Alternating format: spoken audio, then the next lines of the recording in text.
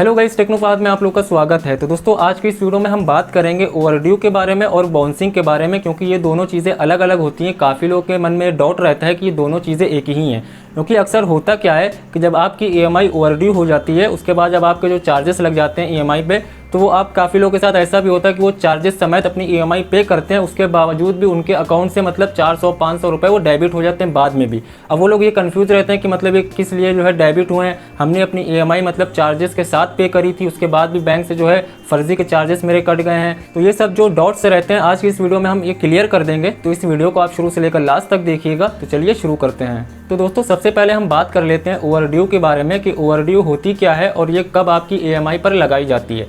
तो जैसे कि मान लीजिए आपने एक डेमो के तौर पे मैं बता रहा हूँ कि मान लीजिए आपने एक बजाज फाइनसर्व से आपने किसी भी तरह का पर्सनल लोन या कंज्यूमर लोन आपने लिया है। उसमें जो आप बैंक अकाउंट अपना लगाते हैं, मान लीजिए आपने एसबीआई का अपना एक बैंक अकाउंट उसमें लिंक कर दिया, क्योंकि आपकी ऑटो डेबिट ईएमआई आपके एसबीआई अकाउंट से होगी। तो इसमें होता क्या है, मान लीजिए आपकी 1 तारीख को ईएमआई जो है ऑटो डेबिट होना थी, लेकिन आपके अकाउंट में 1 तारीख को आपके अकाउंट में मतलब ईएमआई का बैलेंस नहीं था। तो वहाँ पे हो क्या जाएगा कि 1 तारीख को जब वो लोग ऑटो डेबिट करते हैं तो वहाँ पे लग जाएगी आपकी ओवरड्यू। ओवरड्यू आपकी कैसे लगती है? ओवरड्यू आपकी वो कंपनी लगाती है जिस कंपनी से आपने लोन या कोई भी तरह की आपकी ईएमआई जिस कंपनी से चल रही होगी वो ओवरड्यू लगाती है। बैंक की तरफ से आपकी जो है बाउंसिंग लगती है। तो ये दोनों चीज़ें अलग अलग है, इनके दोनों के चार्जेस भी अलग अलग होते हैं। जब आप किसी भी कंपनी में लोन वगैरह अप्लाई करते हैं तो उनकी टर्म्स एंड कंडीशन में लिखा होता है कि ओवरड्यू के चार्जेस कितने होंगे। ये आप ज़रूर पहले पता कर लीजिएगा कि ओवरड्यू चार्जेस कौन सी कंपनी कितना ले रही है। कि मान लीजिए उनकी ओवरड्यू लग गई, 1 तारीख को उनकी ईएमआई ऑटो डेबिट होना थी, उनके अकाउंट में बैलेंस ना होने की वजह से उनकी ईएमआई ओवरड्यू लग गई।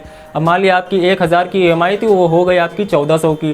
तो अब आपने मतलब ओवरड्यू के साथ अपने ईएमआई को पे किया, 1400 रुपये आपने बाद में पे किए, उसके बावजूद भी आपके अकाउंट से मतलब बैलेंस कट जाता है। उसमें काफ़ी लोग ये सोचते हैं कि मैंने अपनी ईएमआई को ओवरड्यू के साथ पे किया, तो उसके बावजूद भी मेरे अकाउंट से जो है मतलब बैलेंस कट गया है, मतलब फर्जी चार्जेस कट गए हैं। उसमें काफ़ी लोग इस तरह से कंफ्यूज रहते हैं, लेकिन ऐसा नहीं होता है, क्योंकि ओवरड्यू आपकी उस तरफ से लगता है जहां से आपने लोन लिया, जिस कंपनी से आपने लोन लिया होगा उस तरफ से आपका ओवरड्यू लगेगा। और बाउंसिंग जो है आपके बैंक अकाउंट की तरफ से लगती है। उसमें ये होता है कि मतलब आपने अपने अकाउंट में उतने पैसे क्यों नहीं रखे कि आपकी ईएमआई ऑटो डेबिट हो जाती।